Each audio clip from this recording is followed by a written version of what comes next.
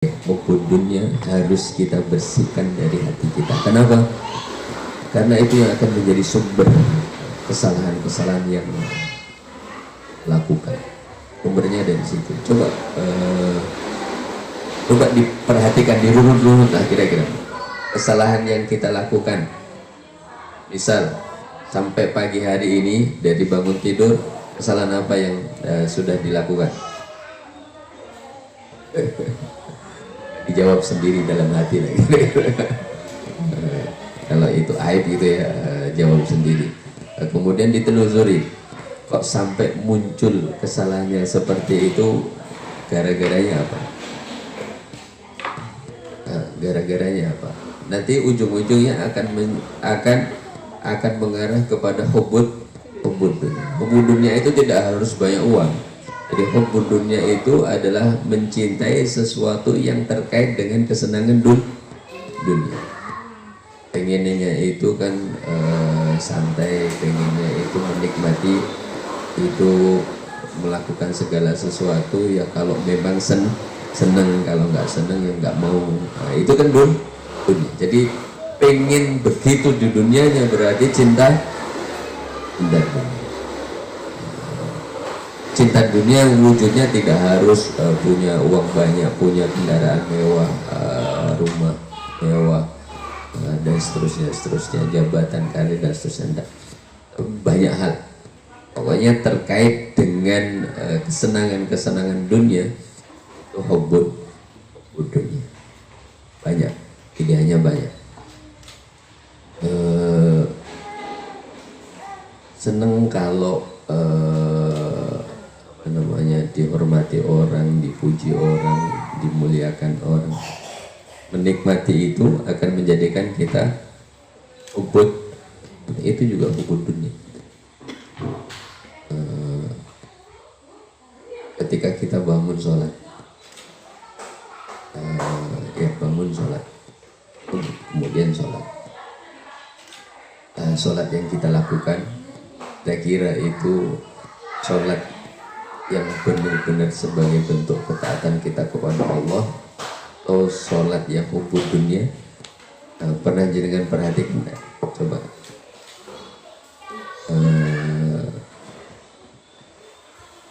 kalau ternyata yang paling kuat dorongan dari hubud dunia, maka sholat yang kita lakukan kira-kira salah apa benar? Salah pasti. Terus dia kalau gitu sholatnya salah semua, ya istighfar saja, semoga Allah mengampuni kita. Semoga Allah ampuni kita. Tapi kita menyadari bahwa itu, dan menyadari bahwa itu salah, itu akan menjadikan kita ya, terus berusaha memperbaiki. Tapi kalau tidak terima itu disebut salah, nah cenderung kita akan mempertahankan hal itu. Waktu dosanya pirang-pirang ya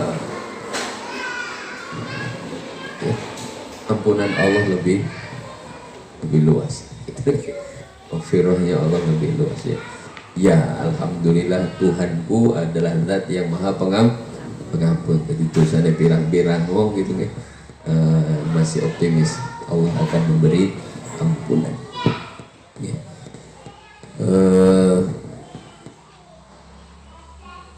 Ibu guru sekalian, secara sadar kita sudah bisa menerima ini.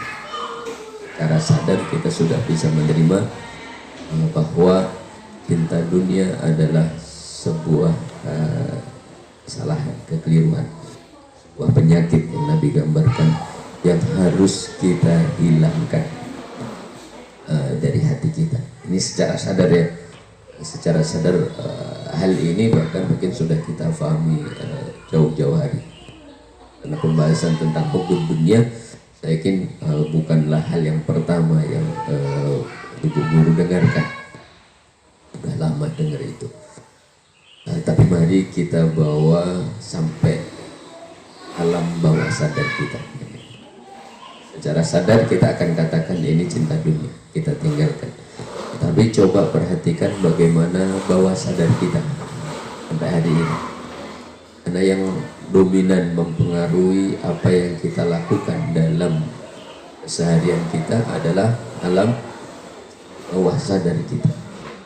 Jadi ketika ada dengar tiba-tiba temen berprestasi kemudian dapat hadiah apa misalnya,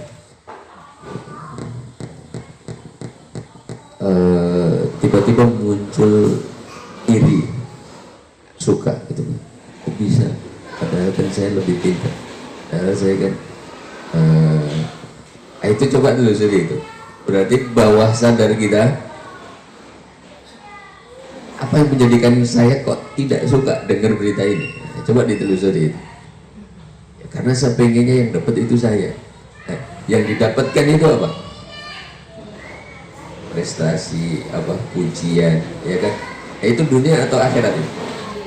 Dunia kan? Nah, nggak terasa kan? Ternyata di hati saya masih ada hubud dunia.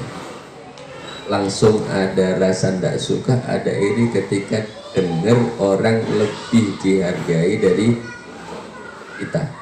Karena kita pengen yang dapat penghargaan ini saya. Kenapa ya? Kalau dapat itu kan bangga, senang, bisa cerita ke orang tua, bisa cerita ke yang lain dan seterusnya. Itu kan cinta dunia semua itu.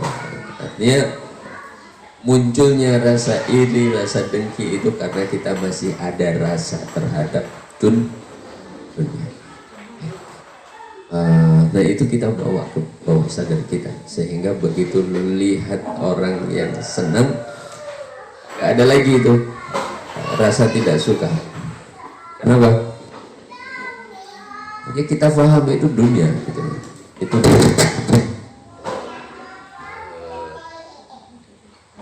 dunia, jadi tidak perlu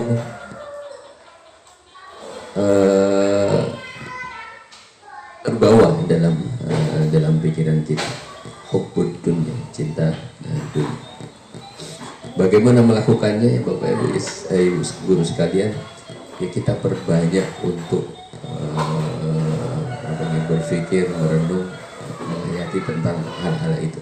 Berangkat dari evaluasi terhadap kesalahan yang kita lakukan. Ya, berangkat dari kesalahan yang kita lakukan, ditelusuri. Hari ini saya salahnya begini, coba dirunut, kenapa kok saya bisa sampai salah begini.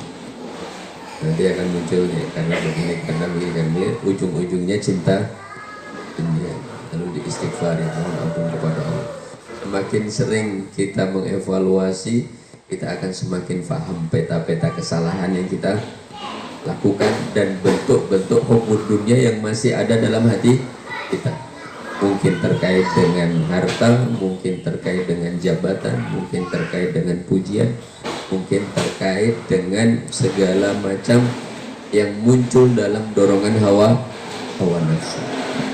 Inna nafsa la ammaratun bisu. Sungguh nafsu kita senantiasa mendorong kita pada hal-hal yang tidak baik. Hal yang tidak baik yang dimaksud adalah dunia, kesenangan dunia. Maka dinetralisir dulu. Jadi kalau lepas dari itu kan boleh atau gini-gini, bukan masalah boleh tidak bolehnya, tetapi ini muncul dari penyakit hati atau bukan. Kalau dari penyakit hati, itunya dulu dibersihkan. Jadi penyakit hatinya itu dibersihkan, hubbud dunianya itu dibersihkan, baru nanti diskusi tentang boleh atau tidaknya. Karena yang terpenting itu menghilangkan penyakit hatinya dulu. Masalah syariatnya, apa yang dilakukan, itu orang bisa atau boleh berbeda pendapat. Tapi kan yang penting sumber. Ketika berpendapat itu dengan hati yang bersih atau hati yang masih berpenyakit. Karena kalau hati kita tidak kita bersihkan, semakin pandai kita berargumen untuk membela kebenaran syariat yang kita lakukan, semakin kita sulit untuk menghapus, menyembuhkan penyakit hati yang ada dalam hati kita. Jadi mengalah untuk mengalah untuk cooling down gitu ya, membersihkan hati dulu. Dikatakan salah ya biarnya, yang penting iya saya kemarin ngotot karena memang hubbud dunianya masih ada. Biarlah saya disalahkan, biarlah ini, yang penting saya berhasil mengatasi hubbud dunia saya dulu. Saya tidak butuh orang mengakui pendapat saya benar, karena bisa jadi pembelaan saya terhadap pendapat yang benar ini bagian dari hubud dunia. Hubud dunianya apa? Pengen menunjukkan bahwa saya ini pintar gitu. Dan diakui sebagai orang pintar itu menyenangkan gitu kan, memuaskan, menyenangkan, membahagiakan, sesuatu lah kira-kira begitu nih. Yang dengannya akhirnya kita berbuat kesalahan, diskusinya ngotot, musyawarahnya harus mengikuti dia, dan seterusnya itu dilatih.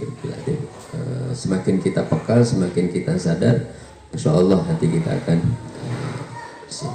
Hubud dunia harus dibersihkan. Terhadap pasangan hidup, perhatikan kesalahan-kesalahan yang sering muncul itu apa. Seperti itu titik hubud dunia, karena sumbernya mesti hubud dunia. Jadi hubud dunia saya terkait pergaulan saya dengan suami itu apa gitu kan, cari itu, bersihkan itu. Hubud dunia saya terkait dengan pergaulan dengan sesama teman di tempat kerja itu apa, telusuri. Hubud dunia saya terkait dengan pergaulan saya di masyarakat itu di sisi mana. Jangan kita terjebak hanya pada bahwa yang namanya dunia itu, hubud dunia itu kalau pikirannya cuma nyari duit, terus pikirannya cuma pengen kaya, pengen ini. Tidak hanya itu, masuk kesenangan-kesenangan dipuji orang, kesenangan-kesenangan mengikuti hawa nafsu untuk bersantai-santai, untuk menikmati hidup tanpa diganggu dengan berbagai macam penugasan. Nah, itu juga hubud, bagian dari hubud dunia. Poin pertama, jadi tanamkan ini semua sampai masuk bawah sadar, dengan terus melakukan evaluasi harian kira-kira tentang hubud dunia yang masih ada di hati kita. Itu cara untuk meminimalisir kesalahan-kesalahan yang bisa kita lakukan dalam keseharian kita, karena ternyata sumbernya. Jadi kalau banyak melakukan kesalahan, menyembuhkannya dari sumbernya, bukan dari kesalahan itu kan akibat saja gitu ya. Tapi sumbernya adalah penyakit hati, yaitu hubud dunia. Dan yang kedua, Nabi sampaikan wa aslu jami'il fitan man'u al-ashru waz zakah. Sumber dari segala bala, bencana, musibah, petaka adalah keengganan untuk membayar zakat. Itu. Nah, al-ashru dan zakah itu sama. Hanya kalau al-ashru itu yang dikenal dalam zakat pertanian, kalau zakah pada umumnya, yaitu zakat mal, bisa zakat fitrah. Keengganan menunaikan zakat itu sumber dari petaka. Moga kalian apa yang Nabi sampaikan ini bisa menjadikan salah satu referensi, bisa jadi salah satu referensi kita ketika kita atau orang lain merasa kena musibah.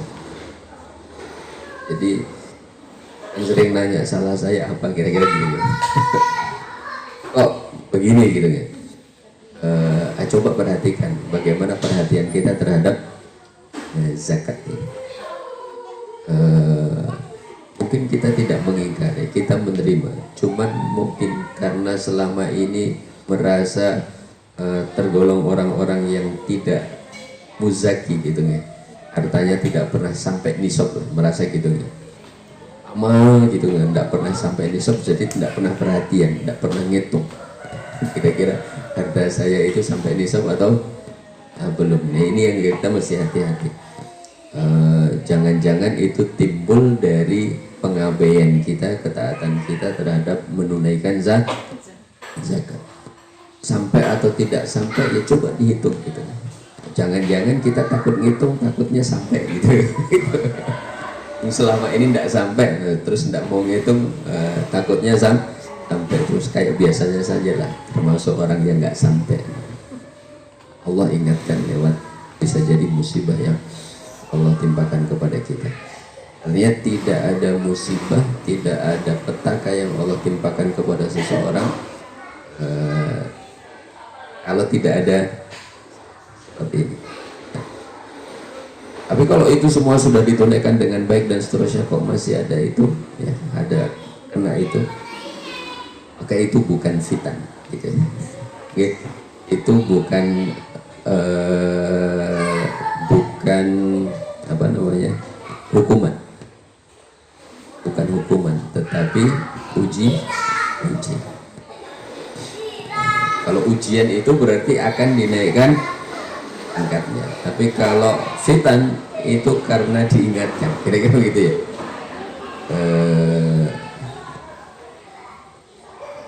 Jadi, kalau diuji itu akan dinaikkan derajatnya, tapi kalau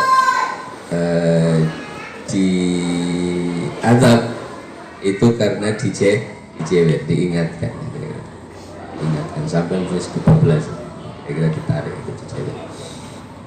Nah, hukuman-hukuman atau ceweran dari Allah ini salah satu sebabnya adalah Nabi sampaikan, wal aslu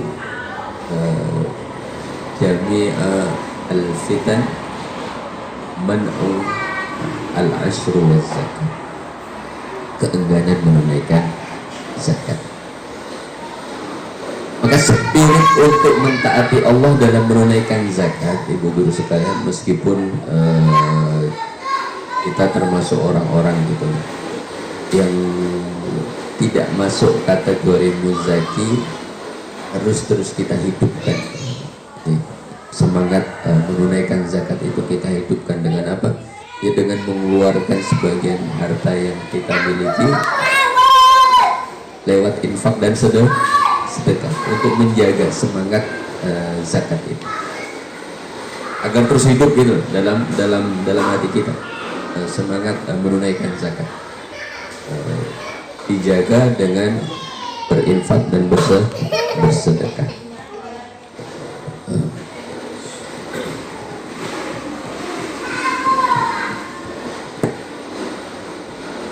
Kalian rahimakumullah, dua poin ini mari sama-sama coba kita perhatikan dalam kehidupan kita. Perhatikan dalam kehidupan kita, termasuk mohon maaf yang poin kedua ini, kalau ada orang-orang di sekitar kita, Bapak Ibu sekalian, ketika dia merasa hidupnya kok dicewer terus, kira-kira salah satu poin yang bisa jenengan sampaikan adalah coba perhatikan ketaatannya dalam urusan zakat, diperhatikan atau tidak. Jadi jangan-jangan dia sudah masuk kategori muzaki, tetapi dia selamurkan itu, dia tutup mata dengan itu, hanya dengan sekedar dia sedekah saja. Aku sedekah, aku sedekah. Jadi sedekahnya itu untuk menenangkan dirinya dari kewajiban zakat. Kalau dia muzaki, maka sedekahnya itu tidak cukup untuk menggugurkan kewajiban zakat. Justru sedekah infak itu menjadi alternatif bagi orang-orang yang tidak sampai kategori muzaki. Dia bisa mempertahankan spirit menunaikan zakat itu dengan melakukan infak sedekah. Tapi bagi orang yang sampai hartanya nisab, kewajiban zakat harus dia tunaikan. Itu termasuk rukun Islam itulah, jaga spirit ketaatan kita terhadap rukun Islam. Masuk haji itu meskipun hitung-hitungannya dari dulu sampai sekarang ya, nggak pernah bisa. Terus ini sudah tidak mungkin lah kira-kira begitu, sudah tidak mungkin. Belum lagi sekarang daftar sekarang harus 40-50 tahun baru berangkat, belum lagi biayanya saja sudah, dari biaya saja sudah tidak mungkin, apalagi dari sisi waktu dan seterusnya. Katakan begitu ya. Tapi spirit untuk ingin menunaikan itu harus kita jaga. Penjagaannya itu pakai apa? Penjagaannya itu ya wujudkan dalam perilaku yang definitif, bahwa ini dalam rangka menjaga spirit untuk menunaikan haji. Entah menyiapkan dengan menyisihkan semampu yang kita sisihkan, meskipun ini tetap tidak akan mungkin begitu ya, tetapi menyisihkan itu sebagai bentuk definitif yang kita kerjakan dalam rangka mentaati Allah untuk melaksanakan ibadah haji. Tidak masalah. Bisa juga dengan terus senantiasa berdoa, memohon kepada Allah setiap waktu gitu ya. Yang ini saya definitifkan, saya definisikan, inilah wujud ketaatan saya untuk menunaikan haji. Saya wujudkan dalam doa memohon kepada Allah, karena dari sisi ikhtiar ya melihat keadaan saat ini kayaknya tidak ada yang secara logik bisa mengantarkan saya untuk ibadah haji. Maka doalah yang saya ikhtiarkan untuk menjaga spirit saya benar-benar ingin menunaikan apa yang Allah perintahkan. Tapi keinginannya itu benar-benar keinginan menunaikan perintah Allah, bukan ingin disebut orang yang sudah haji lah kira-kira. Bukan ingin disebut sebagai orang yang dimuliakan Allah, bisa naik haji, karena itu menjadi hukum dunia juga, ya kan? Jadi kan seneng gitu kalau bisa naik haji dengan cara yang ajaib lah kira-kira gitu, ya kan? Nah, kalau naik haji pakai bayar sendiri itu semua orang bisa kalau sudah punya uang. Oke. Tapi kalau tidak punya apa-apa ini tahu-tahu bisa berangkat haji, itu kan istimewa, berarti ini orang soleh, berarti orang istimewa, orang ini ingin itu gitu. Jadi ingin diakui orang bahwa saya orang yang dekat dengan Allah, orang yang soleh, orang yang ini. Itu hati-hati, itu hubbud ujian, itu hubbud dunia. Bahaya itu, bahaya. Hati-hati, bersihkan hati kita dari hal yang semacam itu. Saya kira itu ibu-ibu sekalian, semoga Allah senantiasa bimbing kita untuk bisa mengikuti petunjuk-petunjuk darinya dan dari utusannya, sehingga kita benar-benar tergolong orang-orang yang beruntung, orang-orang yang selamat di dunia hingga kelak di akhirat. Billahi taufiq wal hidayah. Assalamualaikum warahmatullahi wabarakatuh.